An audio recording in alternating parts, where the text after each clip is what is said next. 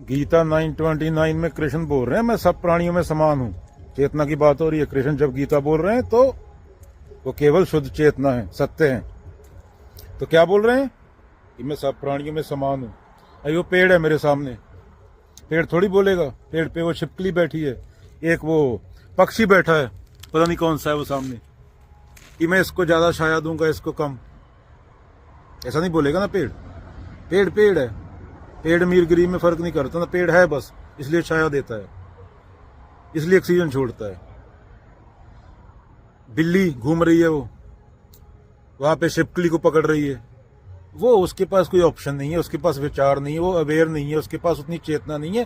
पर सत्य जो है, जो चेतना है, वो सब में समान है। इंसान अकेला प्राणी है जो सोच सकता है। वो बिल्ली सोच नहीं सकती, वो डेथ के बारे में अवेयर नहीं है, वो अपने मस्त है। तो उसका कोई कर्मफल नहीं है बिल्ली का, क्योंकि वो एक मशीन है बायोलॉजिकल। और तेरे खोपड़ में तो बहुत कुछ रख सकता है और उससे पूरी पृथ्वी तबाह कर सकता है। अगेन, पेड़ क्या करता है? पेड़ ऑक्सीजन देते टाइम धर्म नहीं पूछता कि बिल्ले के नाक में जा रही है या कुत्ते के नाक में या इंसान के नाक में या हिंदू के नाक में या मुसलमान के नाक में। तो वो सत्य है जो एक है। कृष्ण बोल रहे हैं मैं हूं, वो सब में एक है। जो अहंकार से नहीं, ये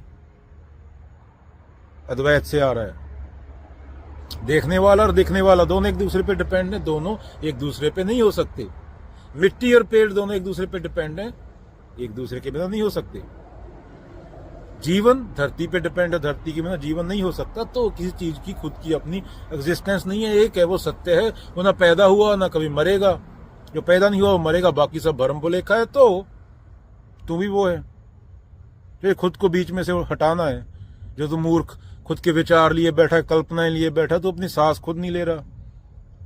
ये शरीर अपना काम कर रहा है, 4 बिलियन साल का एवोल्यूशन। तू अपना दिल नहीं खुद धड़का रहा। तेरे खोपड़ में खून जा रहा है, खाना खाता है, खून बन जाता है उसका और पांव तक चला जाता है, वो तू नहीं लेके जा रहा। अगर थोड़ा सिस्टम हिल जाए तो मर जाएगा, और तू खुद को डूअर समझे बैठा है।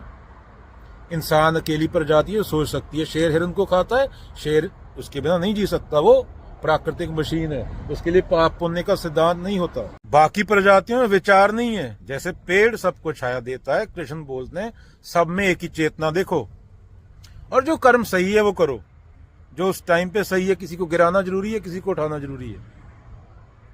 पहले कृष्ण क्या शांति दूत बन के गए थे, 5 गांव मांगे थे, सब कुछ भूलने को तैयार थे। क्या बोला था? एक सुई की नोक जितनी जमीन नहीं दूंगा, दुर्योधन ने बोला था। तो वो जरूरी था समाज के लिए उस टाइम जो हुआ। चलो।